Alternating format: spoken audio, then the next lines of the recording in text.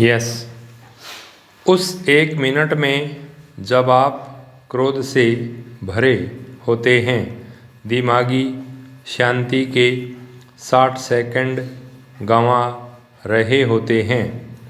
पूर्व प्रधानमंत्री डॉक्टर मनमोहन सिंह नहीं रहे।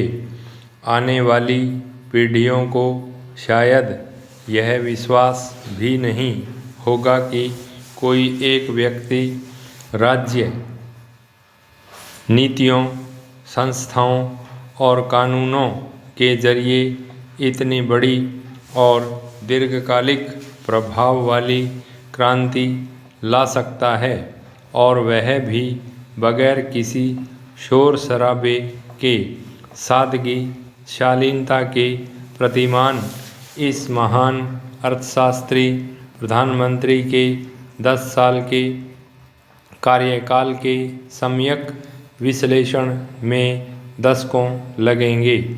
वित्त मंत्री के रूप में उनके मुख्य सुधार थे: 3 दिन में 2 बार रुपए का अवमूल्यन, लाइसेंस राज का खात्मा, निजी उद्यमों के लिए एफडीआई खोलना, एफडीआई को स्टॉक मार्केट में निवेश की इजाज़त, बैंक सुधार, निजी बैंकों को लाना और घाटे वाली पीएसयू का विनिवेश।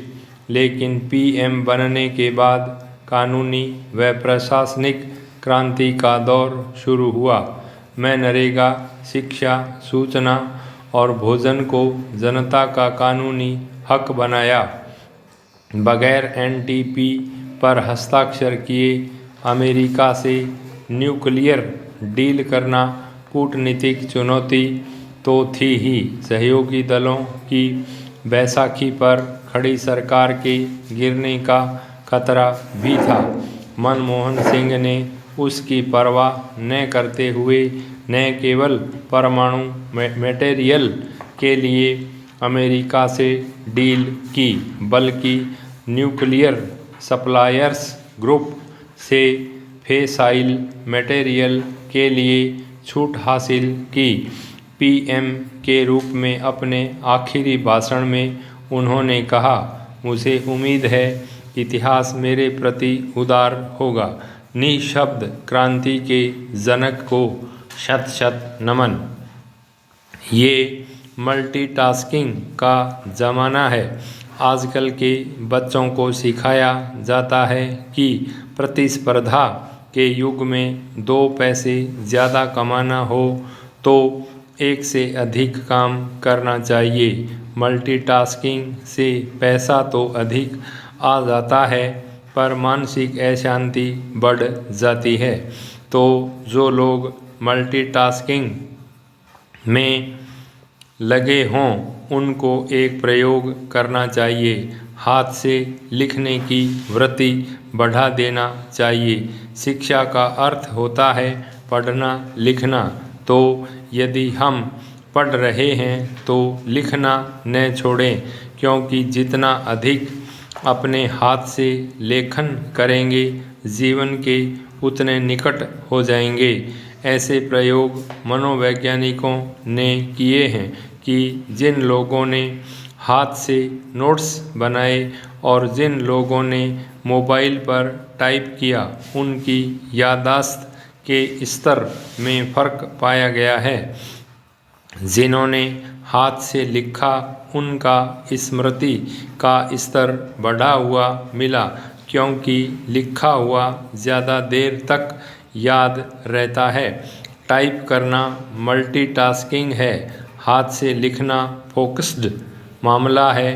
इसे यूं भी समझ सकते हैं कि कर्मकांड टाइपिंग है और लेखन ध्यान है। डॉक्टर मनमोहन सिंह का मूल्यांकन आज के परिप्रेक्ष्य से किया जाएगा और उनके उत्तराधिकारियों के कार्यों के आधार पर भी। यह परिप्रेक्ष्य डॉक्टर सिंह की विरासत के बारे में ऐसे महत्वपूर्ण गुणों को प्रकट करता है जो अब दिखाई नहीं देते। वे एक नीति निर्माता के रूप में अपने काम में निष्णात थे। वे अपनी उम्र की तीसरी दहाई से ही आर्थिक सलाहकार के रूप में सेवाएं दे रहे थे।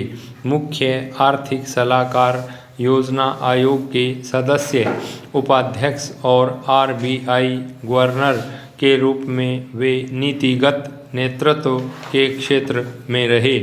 इनमें से प्रत्येक भूमिका में उन्होंने नए मानक स्थापित किए, फिर चाहे वह 1970 के दशक में बेकाबू मुद्रास्फीति को नियंत्रित करना हो, भारतीय वित्तीय प्रणाली के कामकाज के तरीके को बदलने के लिए सुखमय चक्रवर्ती समिति की स्थापना करना हो, या 7वीं पंचवर्षीय योजना का जोर भौतिक निवेश से उत्पादकता और तकनीकी क्षमता बढ़ाने पर स्थानांतरित करना हो।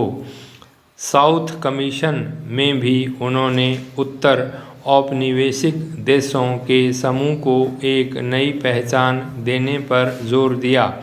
ये अब ग्लोबल साउथ कहलाते हैं। केंद्र में मंत्री या प्रधानमंत्री बनने से पूर्व के अपने 20 वर्षीय कैरियर में उन्होंने लगातार ये सभी काम किए और अपनी उपलब्धियों का श्रेय लेने या मांगने के बजाय अच्छी टीमों का निर्माण किया। यह आज की नेतृत्व शैली के बिल्कुल विपरीत है, जहां हर उपलब्धि को लीडर की प्रतिभा के मास्टर स्ट्रोक के रूप में पेश किया जाता है।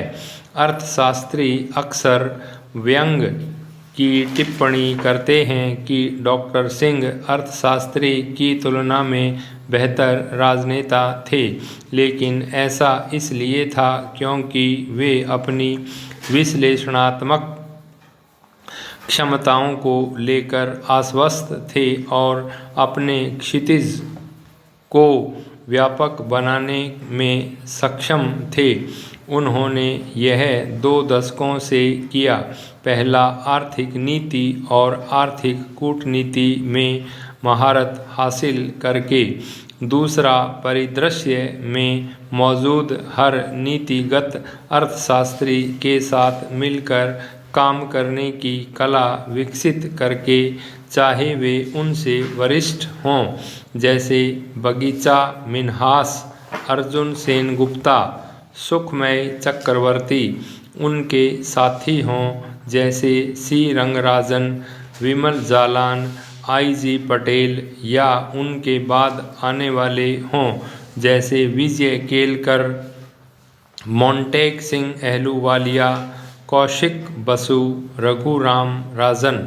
सर्वश्रेष्ठ प्रतिभा को पोषित करने की यह क्षमता नीति जगत में एक दुर्लभ गुण है जो केवल उन लोगों में होती है जो भीतर से असुरक्षित महसूस नहीं करते और जिन्हें इतिहास के निर्णय पर धीरज भरा विश्वास होता है।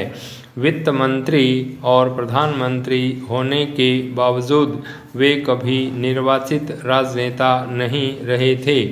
इन कठिन भूमिकाओं में वे आश्चर्यजनक रूप से सफल रहे।